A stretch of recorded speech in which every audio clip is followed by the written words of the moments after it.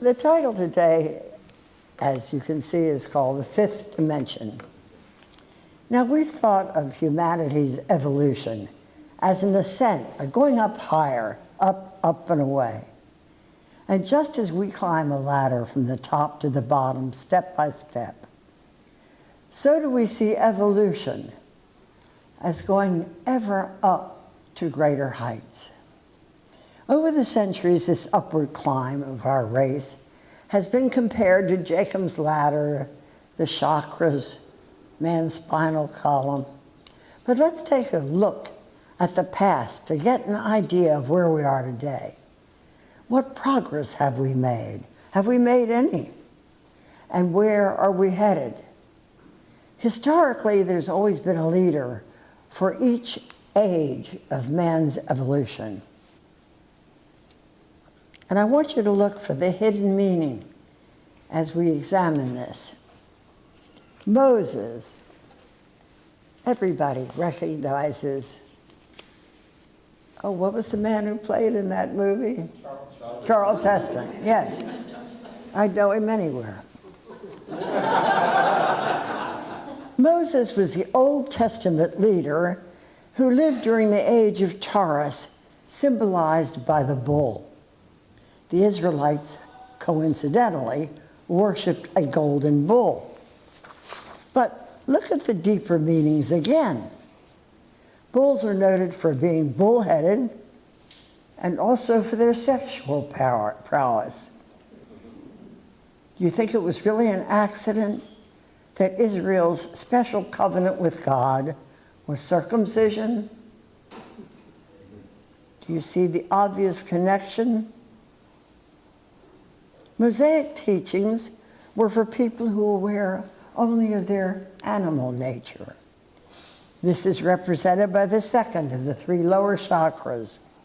The sexual center in both animals and human are the same. They both have them. The Israelites were called children because they were at the foundation level of truth, the stone level. Moses was a great lawgiver. Again, it's no coincidence that he chiseled the commandments in stone. Now, stone is great for a foundation, but you can't assimilate stone. You can't digest it or eat it. The truth is presented, but you just look at it. It's a foundation. The next step up the spinal column of evolution was the navel chakra, the bud stage of humanity. I love this. Hence, Buddha, the great Buddha. He usually is pictured as a very fat man with a huge stomach. But those who never understood his contribution joked about him contemplating his navel. That's because they didn't realize that the third chakra is the navel chakra and represents the assimilation of food. Buddha embodied the higher stage of evolution where men could begin to digest or understanding truth. Along comes Jesus, the pioneer of the Piscean age, symbolized by the fish. This is coincidentally indicated by having fishermen apostles and miracles like loaves and fishes. He was the leader of the flower stage of humanity. He was the one that showed men how to die to their humanity and rise to their divinity, the flower, their real nature. But just as a caterpillar crawling on the ground does not resemble a butterfly, man rarely looks divine. Sorry, men. The heart chakra represents the flower of divinity. It's no coincidence, again, that so many paintings of Jesus show him pointing to his sacred heart, the fourth chakra. and he taught, love one another. Awake thou that sleepest, come follow me. Follow me. That meant we could follow him. Notice the people he taught were never called children. And do you really think it's an accident that his first miracle was to change water into wine, spirits? His whole message was transmutation, to change man into its divine spirit. What a wonderful parallel once you see it. He was the way shower, the example of man's divinity. He wanted to awaken us from the sleep of illusion to know the truth that we are not human. We are spirits wearing bodies as vehicles for a temporary experience on planet Earth. Just like the Mars rover is running around in a vehicle on Mars. His mission was to awaken us to the truth that we're not subject to matter, but its creators. His resurrection showed that man is not subject to death, but is life eternal. Listen to this, because this is really important. When we know what we are, divine, that's the truth that sets us free from the weight and density of our humanity. Jesus lived a very dramatic life. He knew it could be easily pictured by the imagination of men, and later by the Bible itself. He knew these pictures were powerful, and they would imprint on men's souls in the future. And that finally, men would grow mentally and spiritually to the point where they begin to understand what was really meant by these symbolic pictures. In each of these pictures, he showed us how to rise, to ascend from the duality of the third dimension to the oneness of the fifth dimension. And there are infinite levels of consciousness. There are infinite parallel universes.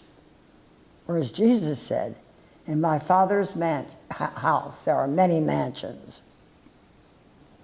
When we know the truth of our divinity and feel it in our hearts, we have married our hearts and our heads to function as one tremendous power. Jesus taught men to stop eating the fruit of the tree of the knowledge of good and evil, because he knew that it produced two opposite fruits, good and bad, high and low, life and death, male and female, black and white, up and down. The world of duality, the third dimension. Jesus' resurrection pictured man's return to the Garden of Eden. He showed them how to eat the tree of life, guarded in the center of the original Garden of Eden. When, like Jesus, we have embraced our divinity, we leave the world of duality and we enter the fifth dimension, oneness. We finally become aware of the tree of life in the center of the garden. Then we eat just one fruit. We have just one result, life. Death will be no more. This brings the metaphor of the Garden of Eden to its rightful conclusion, paradise. In the West, we've given up on the Bible to a great extent because we're modern. We live in a world of computers and iPhones, planes, and the internet. We don't have time for Bibles. And besides, it was written for shepherds and camel herders. And we don't relate to that. Plus, as time went by, we lost interest in the spiritual and became materialists and went from God to science. But finally, these two are merging. They are becoming one. And we in the West are beginning to wake up to the fact that modern science and religion are saying the exact same things Jesus did 2,000 years ago. How did he know this? Obviously, he had accessed the field, the divine being that we all are. Today we can go to the internet. We can watch Greg Braden and Joe Dispenza and some of the great people on the internet where they're brilliant scientists, and they're discussing how to bring the heart and the head together to function as one. We've finally reached a stage of evolution, the flower that Jesus told us would come. We're beginning to recognize and therefore beginning to be able to use our divine powers. Hear the words of the great Jesus Christ. Seek ye first the kingdom of heaven, the mind, the heart, within each one of us, everywhere. And all else shall be added to you in the outer, because the mind is creative of everything you see. The word evil spelled backwards is live. And we've had it all backwards. And that's how we've had so much evil in our world. We thought that the world out there was the world of cause. We thought it had control and power over us. Now we see that we have power over it. Our minds, with their powerful inner thoughts, beliefs, and the feelings of our heart, create the world that we see without, the world of effects. No wonder Jesus said, "Judge not by appearances, but judge righteous judgment." Today I want to share something with you that I just recently thought would help us all understand and finally begin to use our powers to create things. Oh, before we do that, there's one other thing we need to know, and that is time is not real. It is an illusion. There's only now. There really is only now. Remember, Jesus said, "Pray believing ye have received," past tense, "and ye shall receive," future tense. We have been trying to bring the future into the present, but our logical minds couldn't do it. It didn't make sense to us. Keep listening. It finally does. Quantum physics, the new science, has proved that time and space are not real, but illusions projected for the third dimension. In reality, everything is happening now. The past is happening now. The future is happening now. The present is happening now. Time and space are illusions created to show ideas, to slow ideas down from their high vibrational state to our low, dense vibrational state. It's also like that to keep us from creating our horrible creations instantly. We have to learn to be good creators and to create good and no evil. But the point we must see today is this.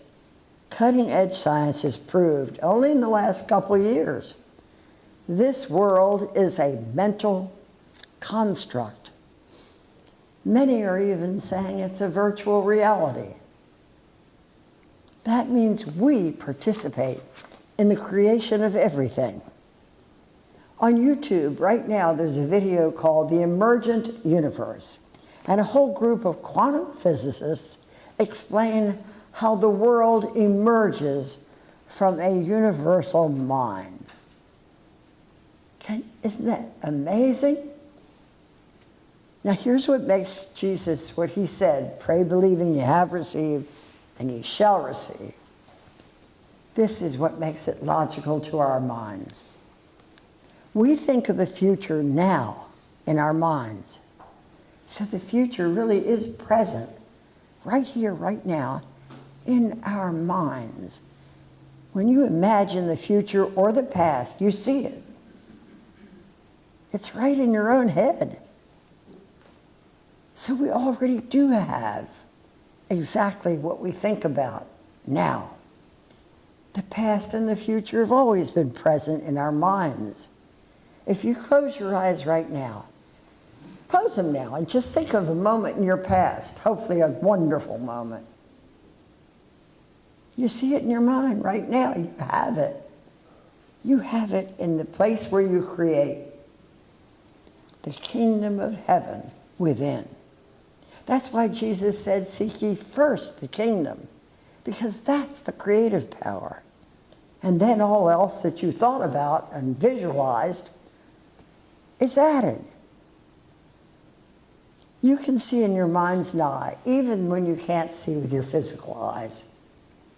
Remember, your mind creates your reality. Nothing becomes real until you desire it, think about it, concentrate on it, focus on it, put your attention on it, and believe it's possible. Your inner mental activities co-create the world outside. Unity has always said, thoughts are things. Thoughts held in mind produce after kind. These were not analogies. These were facts. This is the literal truth. And now, knowledge without a practical use is kind of has not much value. So today, let's have a concrete example of how to use this power. And now I want to have you all close your outer eyes, and I want us each to pick a car we want. A nice new car. Or if you prefer old ones, that's up to you. What make is it? Is your car white or blue, purple, green, striped? Is it 2-door, 4 doors, SUV, sports car, luxury car? Do you want a rear view camera? Fill it with what you want. Leather seats, GPS. Now take a minute and just see your car. And if you've closed your eyes and are sleeping, dream about it. Now, see yourself driving this new car. Feel the wind from the air or the air conditioner blowing on your face. Hear yourself say, "This is my new car." Feel the leather seats under you. Smell the new car smell. Feel how great you feel driving your new car. Do you feel good? Yeah. Okay, right now you have that car. It exists in your mind now. Now maybe some of you will find you're quick creators. If so, please drive your new car to church next week and tell us all about it. But most of us will have to repeat this scene in our minds often. Better yet, put a picture of your new car on your mirror. I'm sure you look at yourself once or twice a day. We saw the car. We heard the words. We felt the thrill of driving it. We smelled the car. We used every of 5 senses to activate this pattern. The mystics have always said, as within, so without. Now we know why. Now remember, if your new car doesn't appear next week, don't lose faith. In the third dimension, things do take time to slow down so we can see them. Now take a minute and think about the tremendous power this simple but esoteric knowledge gives us. We now have whatever we will have. We have the blueprint, and then we'll have the thing. Practice visioning at home, whatever you want. Do you want a gorgeous body? I don't know anybody that doesn't, frankly. Would you prefer to be younger? Only the babies are against that. So think about what you really value. Do you want a romantic relationship? Most people do. Do you want to be popular? I hardly know anyone that wants to be shunned. And do not turn on your TV and watch the news. They're pictures that just go into your imagination, and the more you focus on it, you go into a hypnotic state, and it just seeps right into your mind. And then you produce things on the outer that resemble that. Plus, so many times the announcer says, and now the terrible news for the day is 4 people died, 10 people were murdered, and 5 have a new breed of disease. And that's the good news. And now for the other news. Instead, imagine with your mind's eye what you want to have appear in your life. Powerful men throughout the ages have been called seers, and that's not Sears and Roebuck. S-E-E-R-S. Now we know why. They knew how to see what they want to create it. Today, let's make an intention to raise our vibrations, because every time each one of us ascends in consciousness, we help the world, the whole world, ascend. We change the world to reflect a higher frequency. Or as somebody said, you know, you're really a freak. I hope they meant frequency. The world gets better as we do. It's getting close to the end. Not that close. So I want you to watch your thoughts. I want you to watch your feelings with your inner eyes. And clean up your act. Self-observation uses your creative inner senses to control your outer. It's a powerful tool for dropping negativity and raising your vibration. And recently I was playing tennis with a friend. And it was rather an unpleasant situation. I bit my lip and headed into the ladies' room. And I was gone a long time. Finally, when I came out, the girl who was waiting for me said, "What took you so long?" And I thought, if you only knew that I'd want to kill you a moment ago. So realize now that when you can stop. I didn't strangle her. I was really proud of myself. I didn't spit at her. I didn't hit her with my tennis racket. These are the things that you can stop yourself from doing once you see yourself about to do them. So one of my favorite signs is stop, look, and listen to yourself. Self-observation is powerful. And watch your mouth. Words come from the throat chakra, which is the creative chakra. The word really does become flesh. And know whatever you send out, whether it's verbal, emotional, monetarily, it really does come back to you in the form of matter. So send out good things, blessings, love, healing, forgiveness. I willed to forgive that tennis player. Let's not stay in this play of duality any longer. It's run its time. We've created something good and beautiful. Things, yes. Beautiful artwork. Lots of things. But we've created wars, famine, poverty, disease, aging, and death. I don't think we have a very good record. That's why we're not members yet of the Galactic Federation. Instead, let's make the decision to ascend. Let's willingly die to the third dimension of duality with its illusions and rise to the fifth dimension where we see only our oneness, truth, beauty, and love. Let's follow the great avatar. Let's ascend. Let's create a new heaven and a new earth. When you create a new heaven with your mind within, it has to come out there and be seen.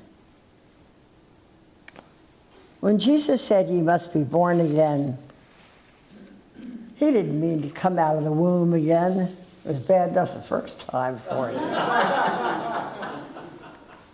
We must be born again to remember our true nature,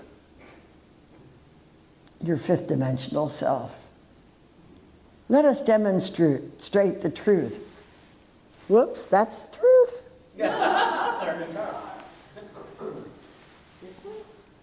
No, that's the one before that. Oh, I don't know. Anyway, there is only one presence and one power active in my life and in the universe. One power. Not two, good and evil, life and death. And as the great poet Rumi said, we are not a drop in the ocean. We are the ocean in a drop. And what a truth that is. Thank you.